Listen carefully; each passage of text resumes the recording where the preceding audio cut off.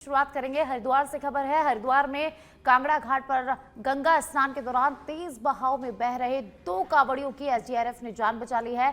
चंडीगढ़ से कांवड़ लेने पहुंचे राहुल का स्नान के दौरान पैर फिसल गया और वह गंगा की तेज धारा में बहने लगा। राहुल को बचाने के लिए उसका 15 वर्षीय चचेरा भाई भी गंगा में उतर गया, लेकिन तेज बहाव के चलते दोनों यहां पर फंस गए। घाट पर तैनात एसडीआरएफ जवानों की नजर पड़ते ही रेस्क्यू ऑपरेशन शुरू किया गया। एसआई पंकज सिंह खरोला के नेतृत्व में टीम ने तेज धारा के बीच दोनों तक पहुंच बनाकर उन्हें सुरक्षित बाहर निकाल लिया। समय रहते हुई कार्रवाई से बड़ा हादसा टल गया। रेस्क्यू के बाद परिजनों ने एसडीआरएफ टीम का आभार जताया। कांगड़ा घाट पर स्नान के दौरान बड़ा हादसा होते होते टल गया। यहां एक कांवड़िया का पैर फिसल गया और उसको बचाने के चक्कर में उसका 15 वर्षीय चचेरा भाई भी गंगा में उतर गया। तो तेज बहाव के कारण दोनों गंगा नदी में फंस गए, जिसके बाद एसडीआरएफ की टीम की नजर उन पर पड़ी और एसडीआरएफ की टीम ने देखते ही सर्च ऑपरेशन यहां पर शुरू किया और दोनों को सुरक्षित बाहर निकाल लिया। इसके बाद दोनों के परिजनों ने एसडीआरएफ टीम का आभार व्यक्त किया।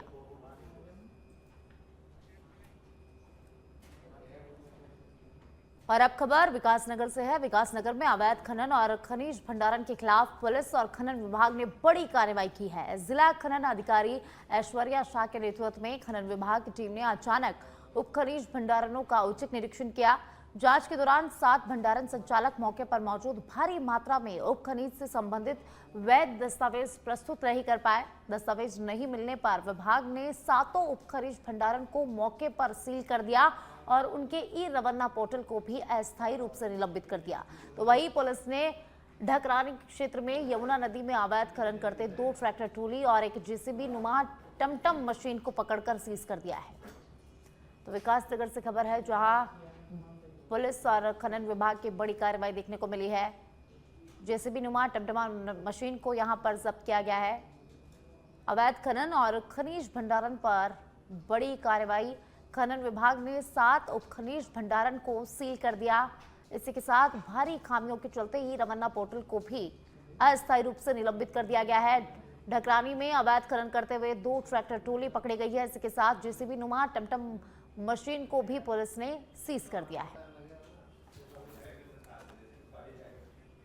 हल्द्वानी से खबर है। हल्द्वानी में कथित तौर पर कांग्रेस कार्यकर्ताओं द्वारा पुलिस के साथ की गई अभद्रता के विरोध में बीजेपी कार्यकर्ताओं ने प्रदर्शन किया है। लखनपुर चौक पर स्थानीय विधायक दिवाल सिंह बिष्ट के नेतृत्व में भाजपा कार्यकर्ता एकत्रित हुए और कांग्रेस के खिलाफ जमकर नारेबाजी की गई है। प्रदर्शन के बाद कार्यकर्ताओं ने कांग्रेस प्रदेश अध्यक्ष का पुतला फूंका। इस दौरान विधायक दिवाल सिंह बिष्ट ने हल्द्वानी की घटना को बेहद दुर्भाग्यपूर्ण बताते हुए इसकी कड़ी निंदा की।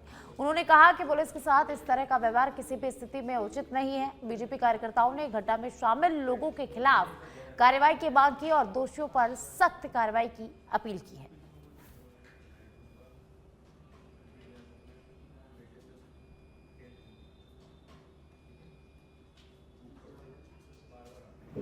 कांग्रेस की जिस प्रकार से संदेश जाएगा और जिस प्रकार से अगर आज पुलिस को ही हम इस प्रकार प्रताड़ित करेंगे, उनको बदनाम करेंगे, तो जो हमको हमने सुरक्षा दी है वो ठीक है कि रैली के टाइम पर रूट बदले जाते हैं, रूट चेंज किए जाते हैं। वो सब बड़े बड़ी रैलियां होती हैं उसमें भी चेंज किया। जब इनकी रैलियां होती थी इनके सरकारों, तब भी ये इसी प्रकार के काम होते थे।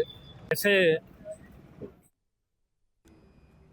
शनिवार की देर रात स्कूटी से घर जा रहे एक दंपत्ति परिवार पर अचानक बाघ ने हमला कर दिया, जिसमें महिला गंभीर रूप से घायल हो गई और जिसे उपचार के लिए रामनगर के सरकारी अस्पताल में भर्ती कराया गया। शनिवार की देर रात ग्राम लूटाबड़ निवासी रवि अपनी पत्नी बबीता के साथ स्कूटी में बाजार से घर जा रहे थे और इसी बीच घर से पहले सड़क किनारे पहले से ही घात लगाए बैठे बाघ ने अचानक स्कूटी पर हमला बोल दिया। बाघ ने बबीता की टांग पर हमला करते हुए उसे बुरी तरह से घायल कर दिया। पति पत्नी के शोर मचाने पर बाघ जंगल की ओर भाग गया। रवि गंभीर रूप से घायल अपनी पत्नी बबीता को उपचार के लिए रामनगर के सरकारी अस्पताल लेकर पहुंचा। फिलहाल महिला का उपचार चल रहा है। तो वही घटना के बाद वन विभाग के अधिकारी भी मौके पर पहुंचे और उन्होंने घायल महिला से घटना के संबंध में जानकारी ली। फिलहाल मौके पर वन विभाग द्वारा कर्मचारियों की गश्त शुरू कर दी गई है और रात में अकेले इस मार्ग पर न जाने की सभी से अपील की है।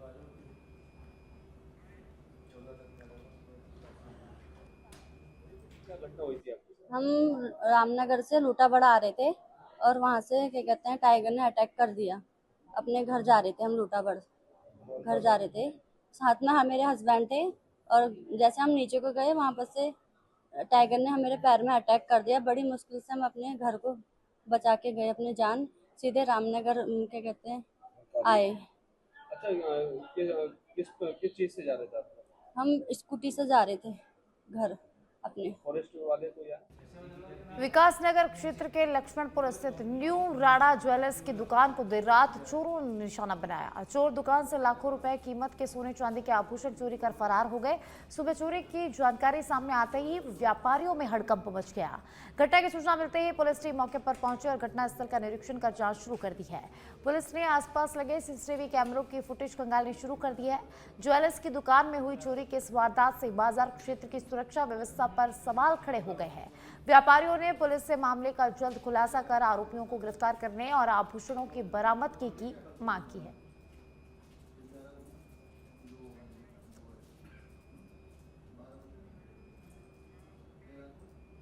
और अब हरिद्वार से खबर है, जहां कांवड़िए की बाइक में भीषण आग लग गई। धू धू कर बाइक यहां पर जल गई है और मौके पर अफरा तफरी मच गई। बहारदाबाद थाना क्षेत्र के पतंजलि योगपीठ के पास की ये पूरी घटना है, जहां बाइक में आग लग गई। बाइक में लगी आग पर कड़ी मशक्कत के बाद काबू पाया गया।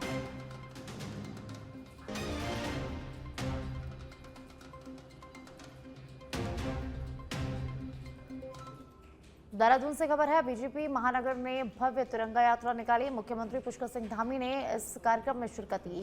प्रदेश अध्यक्ष महेंद्र भट्ट भी यात्रा में मौजूद रहे। गांधी पार्क से शुरू होकर प्रमुख मार्गों से ये यात्रा गुजरी। सीएम ने सेना के पराक्रम और वीरता को नमन किया।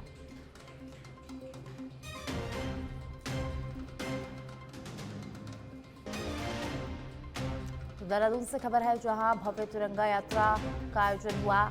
मुख्यमंत्री पुष्कर सिंह धामी भी इस यात्रा में शामिल हुए। गांधी पार्क से शुरू होकर प्रमुख मार्गों से होती हुई ये यात्रा निकाली गई। सीएम ने सेना के पराक्रम और वीरता को नमन किया।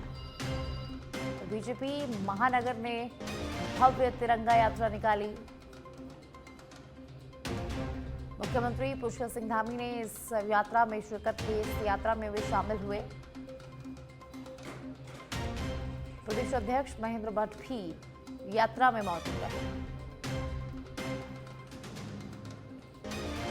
आपको बता दें कि ये यात्रा गांधी पार्क से शुरू हुई और प्रमुख मार्गों से गुजरी, जहां यात्रा का भव्य स्वागत भी किया गया।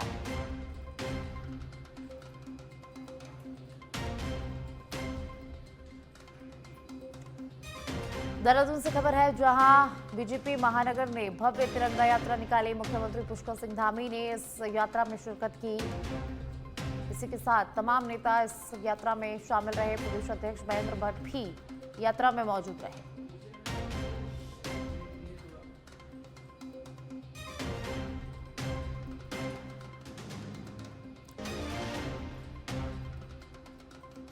इस दौरान सीएम ने सेना के पराक्रम और वीरता को नमन किया। तो पूरे देश में तिरंगा यात्रा का आयोजन हो रहा है। जगह जगह तिरंगा यात्रा निकाली जा रही है और इसी के अवसर पर देहरादून में भी भव्य तिरंगा यात्रा निकाली गई। उत्तराखंड में आगामी चुनाव को लेकर भारतीय जनता पार्टी ने अपनी तैयारियां तेज कर दी है। इसी कड़ी में देहरादून के गढ़वाल संभाग के जिला अध्यक्षों और मंडल अध्यक्षों के साथ महत्वपूर्ण संवाद कार्यक्रम आयोजित किया गया, जहां कार्यक्रम में मुख्यमंत्री पुष्कर सिंह धामी ने शिरकत कर संगठन पदाधिकारियों के साथ सीधा संवाद किया। तो वहीं इस दौरान भाजपा प्रदेश अध्यक्ष महेंद्र भट्ट भी मौजूद रहे। बैठक का मुख्य उद्देश्य संगठन को मजबूत करना और आगामी चुनावों की रणनीति तैयार करना रहा। सीएम धामी ने कहा कि भाजपा की ताकत उसका मजबूत संगठन और समर्पित कार्यकर्ता है। साथ ही उन्होंने पदाधिकारियों से जमीनी स्तर पर सक्रिय रहने और जनता से सीधा संवाद बनाए रखने की अपील की। तो वहीं केंद्र और राज्य सरकार की जन कल्याणकारी योजनाओं को अंतिम व्यक्ति तक पहुंचाने पर जोर दिया गया। महेंद्र भट्ट ने संगठन की एकजुटता पर बल देते हुए आगामी चुनाव में पूर्ण बहुमत से सरकार बनाने का दावा किया।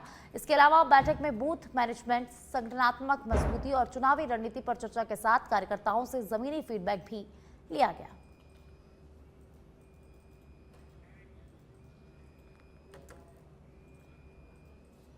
मंडलों के अध्यक्ष हैं, जिलों के अध्यक्ष हैं, ये बहुत महत्वपूर्ण हमारे संगठन के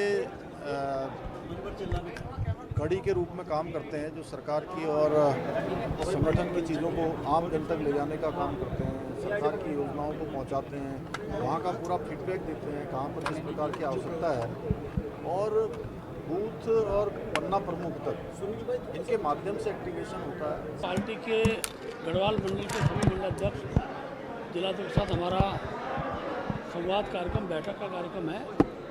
पार्टी ने अक्टूबर तक के कार्यक्रम निश्चित किए हुए हैं। वो कार्यक्रम ठीक प्रकार से मंडलों में हो जाएं। उन कार्यक्रमों का क्या स्वरूप होगा, किस प्रकार की रचना होगी। चंपावत में दयूरी चलती मोटे बाग के निर्माण की कवायद अब तेज होती नजर आ रही है। जिलाधिकारी मनीष कुमार ने शनिवार को प्रस्तावित सड़क का स्थलीय निरीक्षण किया।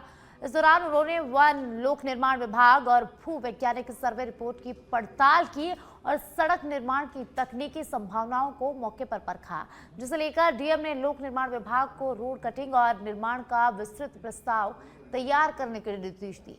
साथ ही मृदा परीक्षण, भू वैज्ञानिक रिपोर्ट और राजस्व वन भूमि की स्थिति स्पष्ट करने को कहा, ताकि निर्माण प्रक्रिया में देरी न हो। तो वहीं प्रस्तावित सड़क बनने से दयूरी क्षेत्र के करीब 12 तोकों के ग्रामीणों को राहत मिलेगी और करीब 30 किलोमीटर की अतिरिक्त दूरी से निजात मिल सकेगी। तो वहीं बरसात में एनएच बंद होने की स्थिति में यह मार्ग वैकल्पिक लाइफलाइन साबित हो सकता है। तो उत्तराखंड के चंपावत से खबर है, जहां 30 किलोमीटर की अतिरिक्त दूरी ये सड़क बनने से लोगों को राहत मिलेगी। चंपावत में दयूरी चलती सड़क की कवायद अब तेज हो गई है। डीएम ने सड़क स्थल का निरीक्षण किया और इसी के साथ निर्माण प्रस्ताव तैयार करने के भी निर्देश दिए।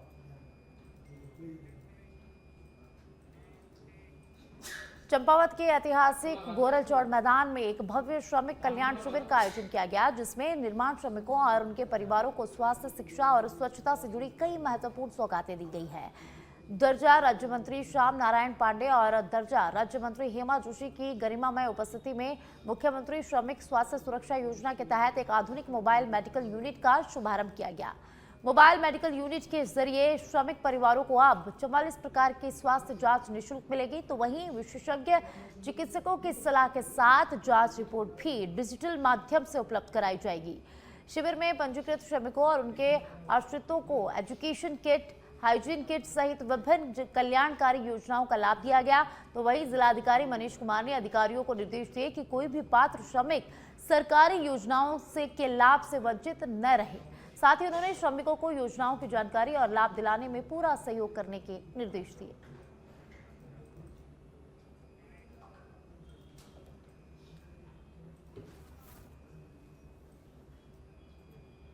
बहुत हमको लाभ मिल रहा है। बहुत बहुत धन्यवाद सर। और गरीब आदमी की सेवा कर रहे हैं। बहुत बहुत। मैं कठनौली ग्राम सभा कुंगर पोस्ट ऑफिस वहाँ से आई हूँ। मैं यहाँ माननीय मुख्यमंत्री का बहुत बहुत आभार व्यक्त करती हूँ। हमारे लिए इतना कुछ कर रहे हैं, हमारे बच्चों के लिए, हमारे परिवार के लिए बहुत कुछ कर रहे हैं। हम गरीब इंसान का बहुत। और अब खबर रुद्रपुर से है। रुद्रपुर के वार्ड संख्या 1 में शिमला बहादुर में गैस सिलेंडर फटने से एक ही परिवार के 3 लोग गंभीर रूप से घायल हो गए। गंभीर रूप से यहाँ पर लोग झुलस गए हैं, जहां हादसे में गृह स्वामी नीतीश ममगई, उनकी बेटी और बेटा घायल हुए हैं। स्थानीय लोगों की मदद से तीनों को उपचार के लिए जिला अस्पताल पहुंचाया गया। तो वहीं घटना की जानकारी मिलने पर महापौर विकास शर्मा जिला अस्पताल पहुंचे और घायलों का हालचाल जाना। साथ ही उन्होंने पीएमएस डॉक्टर शर्मा और उपचार कर रहे डॉक्टर पांडे से बातचीत कर घायलों को बेहतर चिकित्सा सुविधा उपलब्ध कराने के निर्देश दिए। तो वहीं जिला अस्पताल में बर्निंग यूनिट की सुविधा नहीं होने के कारण चिकित्सकों ने तीनों घायलों को विशेषज्ञ उपचार के लिए राममूर्ति अस्पताल रेफर कर दिया। महापौर ने बताया कि प्राथमिक उपचार के बाद घायलों की स्थिति फिलहाल स्थिर है।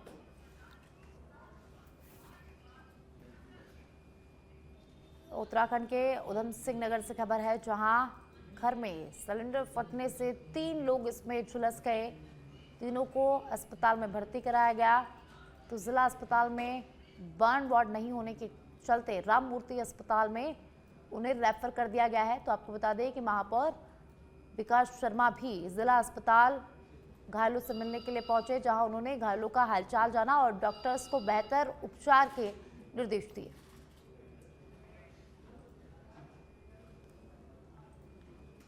जिला अस्पताल खुल गया है, मेडिकल कॉलेज बन गया है, लेकिन बर्निंग यूनिट अभी तक शुरू नहीं हो पाई है। तो अभी मैं वहाँ के प्रिंसिपल से भी बात करके और स्वयं सोमवार को वहाँ जाकर बहुत जल्दी इस बर्निंग यूनिट को शुरू करवाने का काम करूँगा, क्योंकि ये जिला मुख्यालय है, अब ये मेडिकल कॉलेज बन गया है, जिला हॉस्पिटल है, तो ये प्रॉपर सारी व्यवस्थाएं होनी चाहिए ताकि जब इस प्रकार की कोई घटना हो तो तुरंत उसको राहत मिल सके और हमें उन्हें रेफर ना करना पड़े। रुद्रपुर में उत्तराखंड उत्तर प्रदेश सीमा पर कुमाऊं के भव्य प्रवेश द्वार के निर्माण की दिशा में प्रशासन ने तैयारियां तेज कर दी है। शुक्रवार को महापौर विकास शर्मा और विधायक शिव अरोरा ने जिला एवं नगर प्रशासन के अधिकारियों के साथ प्रस्तावित स्थल का निरीक्षण किया। इस दौरान भूमि की उपलब्धता, यातायात व्यवस्था और तकनीकी पहलुओं पर चर्चा की गई। अधिकारियों को आवश्यक औपचारिकताएं जल्द पूरी कर निर्माण कार्य शुरू कराने के निर्देश दिए गए। महापौर विकास शर्मा ने कहा कि रुद्रपुर देवभूमि उत्तराखंड का प्रमुख प्रवेश द्वार है और स्वागत द्वार राज्य की सांस्कृतिक पहचान, पर्यटन और आधुनिक विकास का प्रतीक बनेगा। विधायक शिव अरोरा ने बताया है कि परियोजना मुख्यमंत्री पुष्कर सिंह धामी की महत्वपूर्ण घोषणाओं में शामिल है।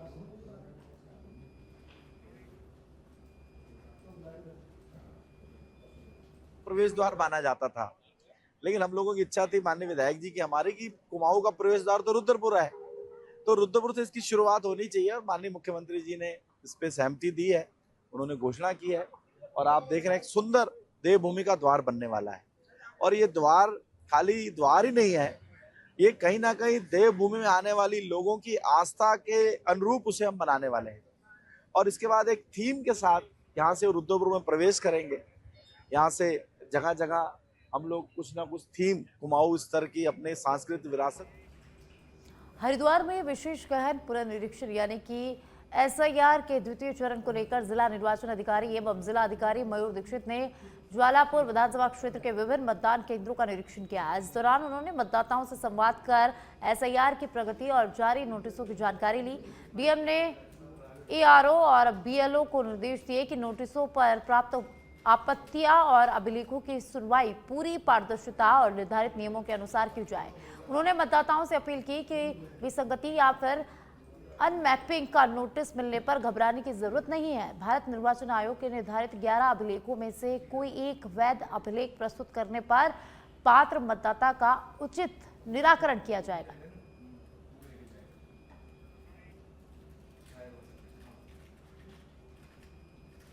है वो जनपद में सुचारू रूप से चल रही है और जितने भी नोटिसेस दिए जा रहे हैं सभी की सुनवाई ईआरओ अपने स्तर पर कर रहे हैं। आज कई बूथों का निरीक्षण और कई ऐसे सेंटर्स का निरीक्षण किया गया जहां पर सुनवाई चल रही है। सभी जगह जो हमारे मतदाता हैं वो बहुत ही उत्साह के साथ इस पूरी प्रक्रिया में पार्टिसिपेट कर रहे हैं। सभी राजनीतिक पार्टीज भी इसमें सपोर्ट कर रही हैं और ये पूरी प्रक्रिया है जिसमें कि अगर किसी वोटर को कोई नोटिस जारी होता है तो कोई चिंता करने की जरूरत नहीं है। वो उनके अगर नाम में कोई गलती है, एड्रेस में गलती है या उनकी उम्र में कोई गलती है तो आवश्यक जो भी दस्तावेज मांगे गए हैं उसको सबमिट करा दें, उसको सकुशल उस उधम सिंह नगर के शक्ति फार्म क्षेत्र में एसआईआर प्रक्रिया को लेकर समाज सेवी विनय मंडल ने नाराजगी व्यक्त की है। उन्होंने कहा कि एसआईआर के नाम पर आम लोगों, खासकर गरीब मजदूर और बुजुर्गों को अनावश्यक परेशानियों का सामना करना पड़ रहा है। विनय मंडल का कहना है कि गरीब आदमी के सामने पहले से ही रोजी रोटी का संकट रहता है। दिन भर मजदूरी करके अपने परिवार का भरण पोषण करे या फिर बार बार नोटिस और दस्तावेजों के चक्कर में सरकारी कार्यालयों के चक्कर काटता रहे। बहुत से बुजुर्गों से जन प्रमाण पत्र मांगा जा रहा है। प्रशासन को गरीब और बुजुर्ग लोगों की परेशानी को समझना चाहिए।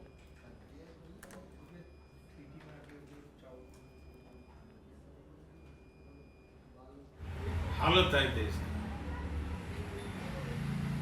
लोगों के पास खाने को नहीं है, महंगाई इतना चरम स्तर पर है, खाने के चलते लोग इधर उधर भाग रहे हैं काम के लिए, किंतु अलग से तकलीफ परेशानी सरकार ने सामने लाया है। मैं खुद हार्ट के पेशेंट हूँ, मेरी 3 स्टेंट डला हुआ है। कल मेरे पास नोटिस आया, मुझसे पूछा गया आप अपना जन्म तिथि बताओ,